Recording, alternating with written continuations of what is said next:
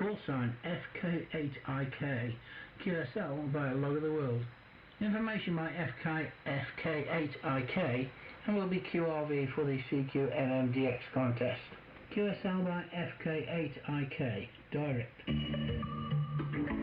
This week's sunspots, only one, with a small chance, or some chance anyway, of at least C-class flares, and therefore maybe Aurora Borealis. Yes, we lost again. This time to Birmingham, we lost at home 0-2. Yes, not really good. Preston this coming Saturday, we are just meandering around the centre table and being mediocre. This has been Tony Dixon, G4CJC, the Southgate Amateur Radio News. Okay, thanks for that, Tony. And we look forward to hearing from you again next week. And good luck to Stoke City Football Club. Foundations of Amateur Radio. If you've been around radio amateurs for a little while, you're likely to have heard about the solar cycle and that it affects radio propagation for HF, or high frequency, also known as shortwave communications. The frequency is in the range of around 3 to 30 megahertz, or 100 meters to 10 meters wavelength. One of the main ways it's used is for long-distance or global communication, and one of the most common ways that's done is using the ionosphere around the globe to refract a radio signal. In September 2020, the Solar Cycle 25 prediction panel announced that Solar Cycle 25 had commenced in December 2019, and radio amateurs around the globe rejoiced. The first question for me was, why Solar Cycle 25? You might think of the sun as a stable light in the sky. As it happens, the bright light hides all manner of ferocious activity. One of the measures of this activity is the number of dots observed on the surface of our star. These dots are called sunspots. As solar activity increases, the number of sunspots increases. The activity is cyclical. It increases and decreases over time. Each increase and decrease combined is known as a solar cycle. On average, a cycle lasts about 10.7 years. Simple maths gives you that solar cycles started somewhere around 1750. That seems a little strange. Our sun is 4.6 billion years old. There are paintings on the rocks at Ubir in the Northern Territory of Australia that are 40,000 years old. The pyramids in Egypt are 4,500 years old. The solar cycle has been going for a lot longer than the 7 million years there have been humans on the planet, let alone dinosaurs who experienced the solar cycle 66 million years ago.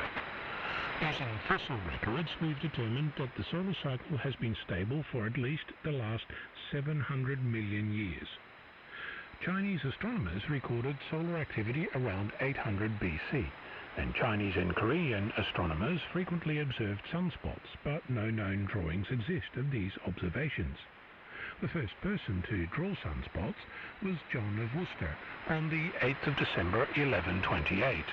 5 days later, half a world away, in Korea on the 13th of December 1128, the astronomers in Songdo reported a red vapor that, quote, soared and filled the sky, end quote, describing the aurora borealis in the night sky that resulted from those very same sunspots.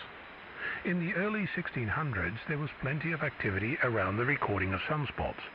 Thomas Harriot appears to have predated Galileo Galilei by more than a year, with notes and drawings dated the 8th of December 1610.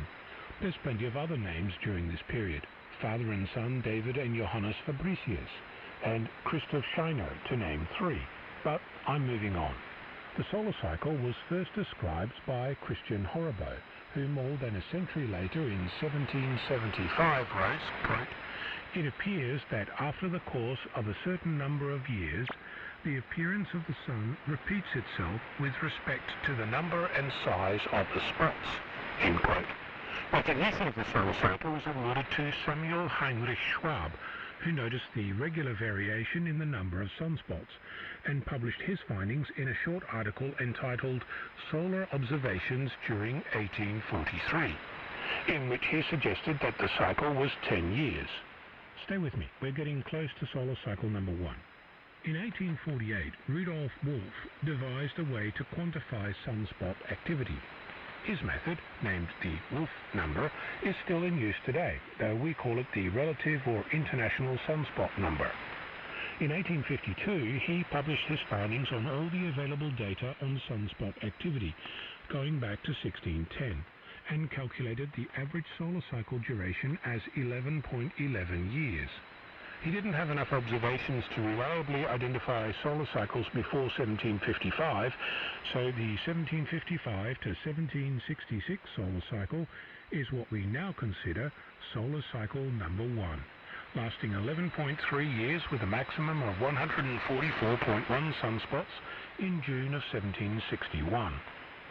Until 2009, it was thought that there had been 28 solar cycles between 1699 and 2008, with an average duration of 11.04 years. But it appears that the 15-year solar cycle between 1784 and 1799 was actually 2 cycles, making the average length only 10.7 years. I should also point out that there have been solar cycles as short as 8 years and as long as 14 years. With the announcement of Solar Cycle 25 comes improved propagation for anyone who cares to get on air and make noise. The current predictions vary depending on the method used, ranging from a very weak to a moderate Solar Cycle 25.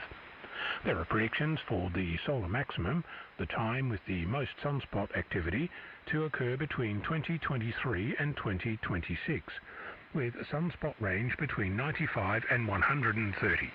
By comparison, during the previous solar cycle, in 2011 the first peak hit 99, and the second peak in 2014 hit 101. I have purposely stayed away from electromagnetic fields, geomagnetic impacts, and the actual methods for HF propagation. I'll look at those another time. I can tell you that we've gone a little beyond counting dots on the sun to determine activity, and we have a whole slew of satellites orbiting our star doing all manner of scientific discovery, all of which helps our understanding of what's going on in the massive physics phenomenon 8 minutes and 20 seconds away by radio. That said, solar eruptions are still pretty unpredictable, much like the weather around us. Not because we don't want to know, but because this is a very complex one to solve. Much like ionospheric propagation is hard to forecast, much easier to measure actual performance, and much more accurate. So, if you want to know how well propagation is going to be today, turn on your radio and have a listen. If you want to know how great it's going to be tomorrow, look at the forecast, but bring an umbrella or an FT8 transmitter. I'm Ono, Victor Kilo 6, Foxtrot Lima, Alpha Bravo.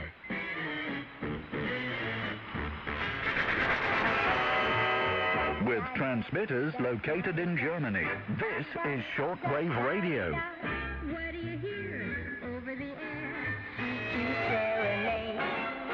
So you don't know just what it means. Dust your shoes off, shake out your jeans. Get on your feet, jump to the beat of CQ. This is Shortwave Radio. Oh, I love it. It's 1500 hours in the UK, 1600 hours in Central. Corribande, corribande, corribande, corribande,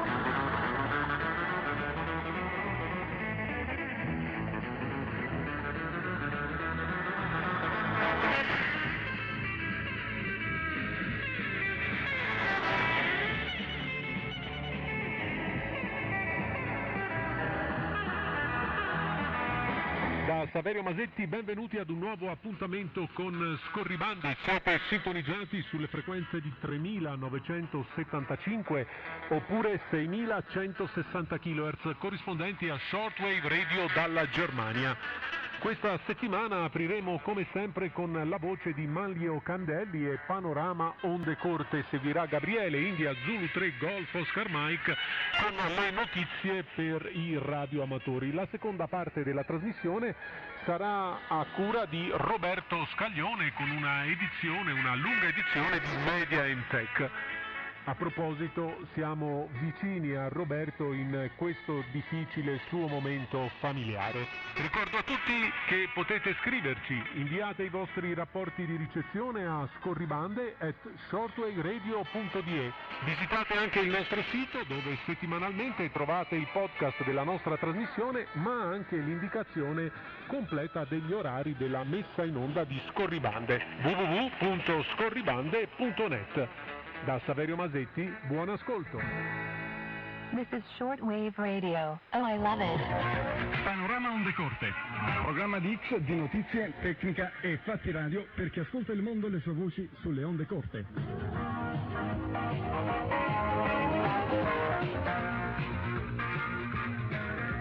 Un cordiale saluto da Maglio Candelli che vi dà il benvenuto all'edizione numero 189 di Panorama Onde Corte, programma di X di notizie, curiosità e fatti radio per chi ascolta il mondo e le sue voci sulle frequenze da 0 a 30 MHz, diffuso all'interno di Scorribande, il programma in italiano di Shortwave Radio, che trasmette dalla Germania su 3975 e 6160 kHz.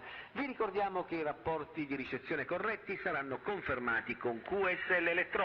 Il nostro indirizzo è scorribande@shortwaveradio.de. Nel corso dell'odierna edizione di Panorama Onde Corte, in apertura ci occuperemo di comunicazioni marittime ed in particolare del GMDSS, dando spazio ad un articolo scritto anni fa da Andrea Borgnino e che abbiamo aggiornato e riadattato.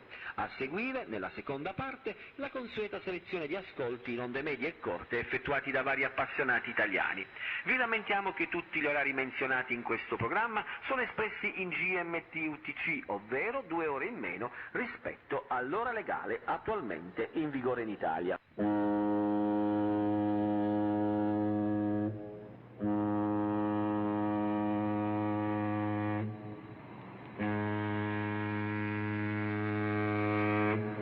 Qui Roma Radio, servizio radiotelefonico marittimo, emissione effettuata per la sintonia di ricevitori di bordo.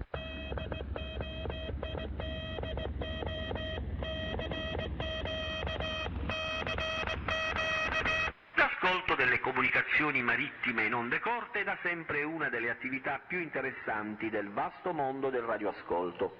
Negli ultimi anni però questa tipologia di ricezione è diventata sempre meno interessante a causa della drastica diminuzione del traffico e della chiusura di molte